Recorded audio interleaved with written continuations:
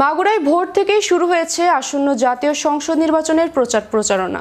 বৃহস্পতিবার সকাল থেকে জেলার বিভিন্ন এলাকায় প্রার্থীরা দলীয় নেতাকর্মীদের সঙ্গে নিয়ে নির্বাচনী কার্যক্রম শুরু করেন। মাগুরা 1 আসনে বিএনপি মনোনীত প্রার্থী মনোয়ার হোসেন খান ধানের শীষ প্রতীকের পক্ষে ইসাখাদা দরগাহ শরীফে দোয়া ও মোনাজাতের মাধ্যমে তার নির্বাচনী প্রচারণা শুরু করেন। দোয়া শেষে তিনি বিভিন্ন এলাকায় গণসংযোগ ও প্রচার চালান।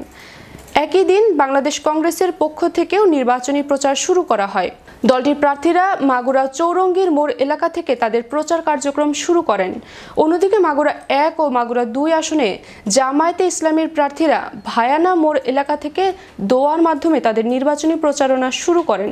এছাড়া বিকেল 3টায় মাগুরা নোমানীয় ময়দানে অবস্থিত শহীদ স্মৃতিস্তম্ভে বাংলাদেশের মুক্তিযুদ্ধের সকল শহীদদের প্রতি শ্রদ্ধা জানিয়ে মাগুরা 1 আসনে বাসদ মনোনীত ও গণতান্ত্রিক যুক্তফ্রন্ট সমর্থিত প্রার্থী প্রকৌশলী শম্পা বসু আনুষ্ঠানিকভাবে তার নির্বাচনী প্রচারণা শুরু করেন।